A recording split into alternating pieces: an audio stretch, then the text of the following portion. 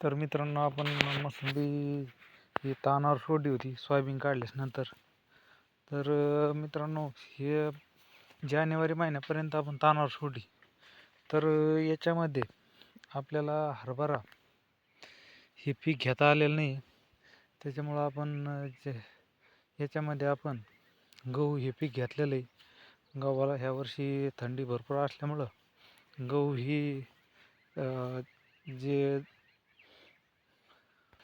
जी quality असते गव्हाची ही बी एकदम चांगल्या प्रकारे थंडीमुळं, आणि झाडंही बघा एकदम चांगले फुटलेले, आणि झाडाला जास्त दाटी होऊ नये म्हणून आम्ही ह्या गव्हाचं जे अंतर असतं हे बुडापासून 4-4 फूट असं साईडनं असं पेरलेलं आहे.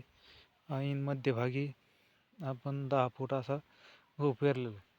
तर मित्रांनो, हे आंतरपीक घेतल्यामुळं गव्हाचं जे काढ असतं, ह्या आपण गहू काढणी झाल्यानंतर हे काढ रोट्याच्या साहाय्याने सर्व असं बारीक करतो, आणि ते बारीक केल्यानंतर त्याच काढाचं कंपोस्ट खतामध्ये निर्मिती होते, आणि आपल्या मोसंबीच्या झाडाला याचीच त्या काढाचीच मात्रा खताच्या स्वरूपात मिळते.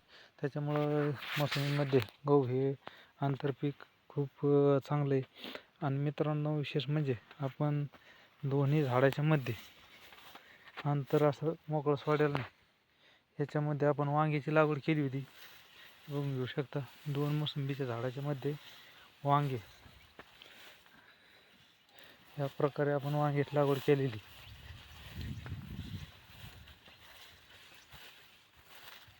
वांगे आता यायला लागले.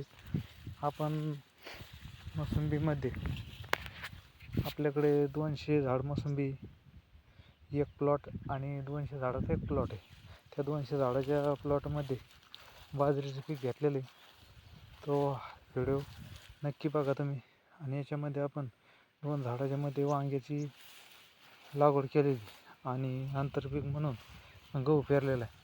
तर मित्रांनो, आपण वांग्या व्यतिरिक्त याच्यामध्ये मिरचीची लागवड केलेली. वांग्याला आता भरपूर असे फुलं यायला लागलेली आहेत. मिरचीची लागवड केलेली आहे, बघू घेऊ शकता. मिरच्या यायला लागलेले. आणि याच्यामध्येच आपण जून महिन्यात शेवग्याची लागवड केली ती मित्रांनो, बघू घेऊ शकता. 4 ते 5 फूट असा उंच शेवगाचे झाड आता वाढलेले. जून महिन्यात लावले होते आपण हे झाडं.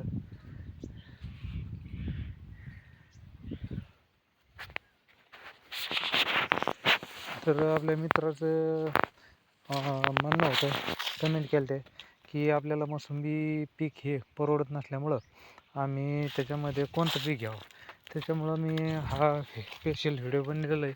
तर आपल्याला मोसंबी हे पीक परवडत नसल्यामुळं आपण मोसंबीच्या व्यतिरिक्त असे आंतरपीक चालूच ठेवायचे, जेणेकरून आपल्याला जो काही त्या शेतीमधील उत्पन्न आहे, हे उत्पन्न आपल्याला ह्या दुसऱ्या पिकाच्या उपयोगाने आपल्याला उत्पन्न मिळू शकते. हे बघा, वांग्याला वांगी यायला लागलेली, एकदम असं क्वालिटी वांगी आहे मित्रांनो. तर आपल्याला जे काही मोसंबीचा भाव हा कमी झालेला आहे, म्हणजे भाव नसल्यामुळं आपण असे आंतरपीक चालू ठेवले, आणि 2 ते 3 वर्ष फक्त मोसंबी काढून न टाकता मोसंबी तशीच ठेवली, तर नक्कीच आपले मोसंबी बागायतदाराचे दिवस येणार आहे मित्रांनो. त्याच्यामुळं मोसंबी तुम्ही काढू नका मित्रांनो. याच्यामध्ये आपण काही पपईचे झाडंही लावलेली आहेत.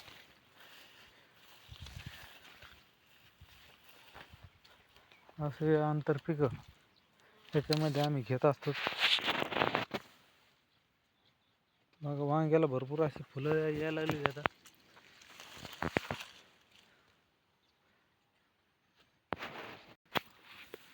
या प्रकारे वांग्याची झाडं वाढलेली, आता भरपूर असे फुलं लागलेली आहेत, वांगी यायला लागलेली आहेत थोडी क्वालिटी बघून घ्या मित्रांनो. आणि आपण जास्तीत जास्त आपण जास्त करून रासायनिक खताचे आणि रासायनिक ज्या फवारण्या असतात यांचा उपयोग करीत नाही. जे काही करायचं ते फक्त आपण सेंद्रिय शेतीकडे जास्त भर देतो. म्हणजे आपला झिरो बजेट शेतीकडे जास्त कल आहे. मग घेऊ शकता क्वालिटी बघा मित्रांनो, आपण याला शेणखत टाकलेलं आहे आणि फवारणी गोमूत्र, गाईचं गोमूत्राची फवारणी केलेली बघून घेऊ शकता. क्वालिटी बघा मित्रांनो तुम्ही, एकच नंबर क्वालिटी.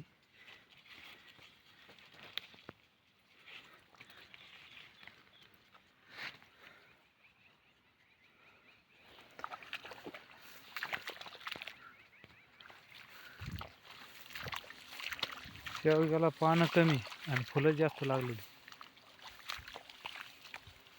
या प्रकारे आपली शेती मित्रांनो.